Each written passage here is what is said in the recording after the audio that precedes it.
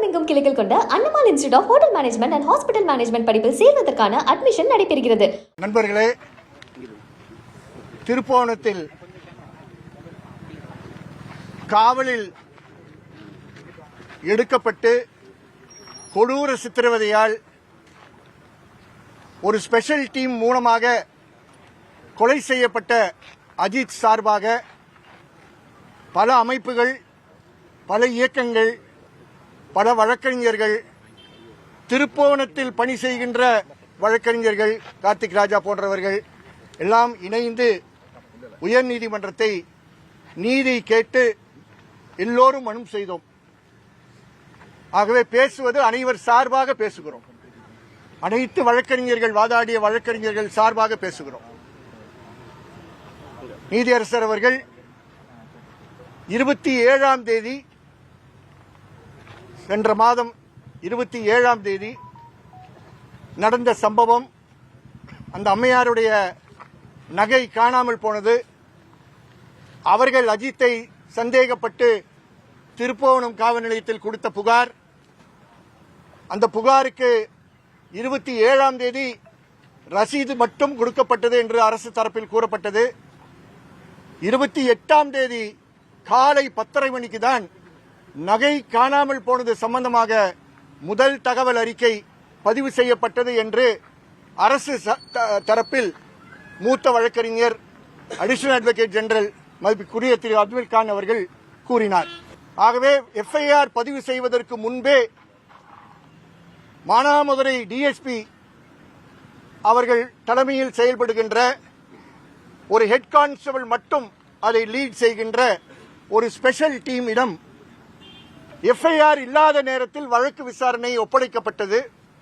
அந்த special team அஜித்தையும் பின்னர் இரவில் அருணையும் மற்றவர்களையும் அவருடைய தம்பி நவீனையும் காவலில் இரவு முழுவதும் 27ஆம் தேதி இரவும் 28ஆம் தேதி காலை விடியங்காலை நாள் முழுவதும் திருப்புவனத்தை சுற்றி இருக்கக்கூடிய ஒரு 4 பகுதிகளுக்கு கூட்டிச் சென்று மிக கொடூரமான சித்திரவதை நடத்தினார்கள் என்பதை நீதிபதி கேட்டு ஆவேசப்பட்டு வருத்தப்பட்டு தன்னுடைய ஆணையில் குறிப்பிட்டிருக்கிறார்.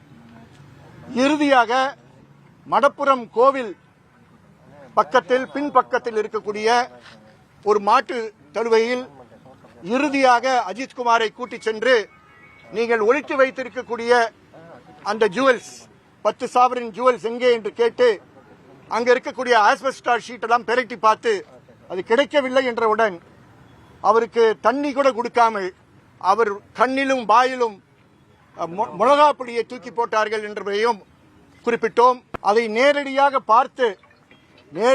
பார்த்து டெம்பிள்ல இருக்கக்கூடிய பாத்ரூம் மூலமாக வீடியோ எடுத்தது அங்கே பணி செய்யக்கூடிய பணியாளர் நண்பர் சக்தீஸ்வரன் கோயில் ஸ்டாஃப். அந்த கோயிலுடைய பாத்ரூம்ல இருந்து ஒரு 15 செகண்ட் 20 செகண்ட் தான் அந்த வீடியோ எடுக்க முடிஞ்சது. பயத்தில் அதை எடுத்து பொறுப்புடன் ஒரு பொறுப்பான அரசு ஊழியர் தவறு நடப்பதை அமைதியாக பார்க்க கூடாது என்று அவர் பத்திரப்படுத்தி அது அங்க இருக்கக்கூடிய வழக்கறிஞர்கிட்ட கொடுத்து இன்று அதில் நீதிமன்றத்திற்கு கொடுத்ததில் நீதிமன்றம் நிஜமாக அங்கே நடந்த சம்பவங்களை பார்க்க முடிந்தது. இது போக அங்க இருக்கக்கூடிய இடத்தில் இருக்கக்கூடிய பொருட்கள், பைப்புகள், கம்புகள் எல்லாம் இருக்கக்கூடிய போட்டோஸும் நீதிமன்றம் பதிவு செய்தது. அரசின் தரப்பில் அவர்கள் கூறியது, காவல் நிலையத்தில் இருக்கக்கூடிய சிசிடிவி ஃபுட்டேஜ் நாங்கள் உங்களுக்கு கொடுக்க தயாராக இருக்கிறோம் என்று கூறினார்கள்.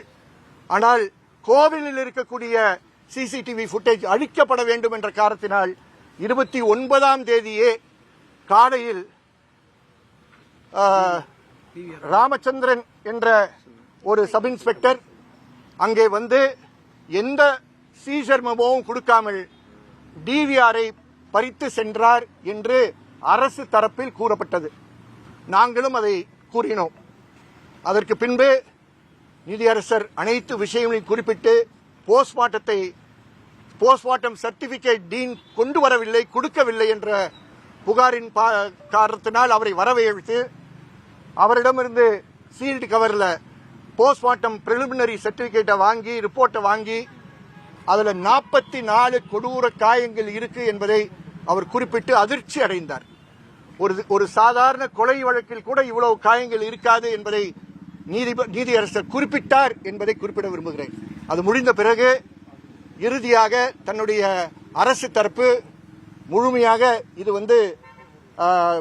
நடக்கக்கூடாத ஒரு சித்திரவதை, ஒரு வன்முறை என்று அரசு ஏற்றுக்கொள்கிறது என்று பொறுப்புடன் அரசு கூறியது என்பதை இங்கே கூற கடமைப்பட்டிருக்கிறேன்.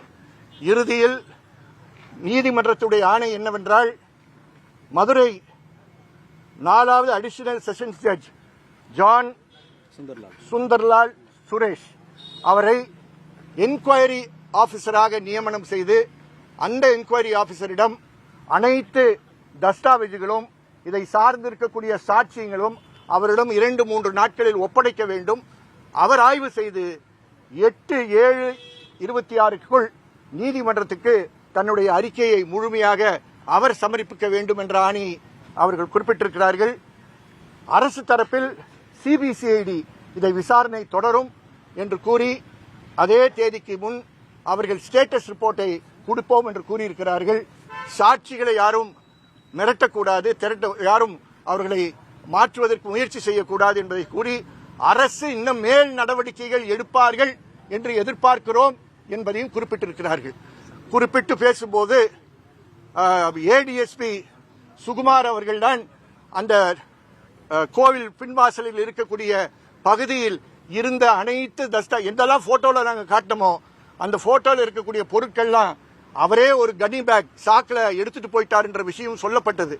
ஆனால் அரசு தரப்பில் உயரதிகாரிகள் மேலும் நாங்கள் நடவடிக்கை எடுப்போம், மானாமதுரையில் இருக்கக்கூடிய டிஎஸ்பியை நாங்கள் மதியம் சஸ்பெண்ட் பண்ணியிருக்கிறோம் என்றெல்லாம் அவர்கள் எடுத்துக் கூறியிருக்கிறார்கள். நீதிமன்றம் இன்னும் அதிகமான செயல்பாடுகள் அரசிடம் இதில் எதிர்பார்க்கிறோம் என்று கூறி வழக்கை இன்று முடித்திருக்கிறார்கள். என்கொயரி ஆபீசர் சொன்னார். அவருடைய வார்த்தையை மட்டும் நான் பயன்படுத்துகிறேன். he will be an enquiry officer என்று கூறினார். மேஜிஸ்ட்ரேட் அறிக்கை நீதிமன்றத்துக்கு கொடுத்துட்டாரு. மேஜிஸ்ட்ரேட் அறிக்கை எங்களுக்கு வரவில்லை. ஆகவே மேஜிஸ்ட்ரேட் சார்ந்த விஷயங்கள் நான் ஒன்றும் சொல்ல முடியாது. விசாரணைக்கு கேட்டு சொல்ல முடியுமான்னு சொல்லியிருந்தாங்க சார். அது பத்தி அது அரசிற்கும் நீதிமன்றத்துக்கும் சார்ந்து இருக்கக்கூடிய விஷயம். நீதிமன்றம் அது சார்ந்து அரசு கொடுக்கக்கூடிய பரிந்துரைகளின் அடிப்படையில் அவர்கள் முடிவு செய்வார்கள். தனிப்பட்ட விதமாக நாங்கள் கேட்டிருந்தது எஸ்பி தலைமையில் இருக்கக்கூடிய ஒரு சிபிசிஐடி என்கொயரி நாங்கள் கேட்டிருந்தோம். சிபிஐ என்கொயரி கொடுக்கறாங்களா கொடுக்கலையா தமிழக அரசு சொல்லுதான்றது அரசை பொறுத்து இருக்கு, நீதிமன்றத்தை பொறுத்து இருக்கு. அடுத்த வாய்தால அது பார்த்துக்கலாம்.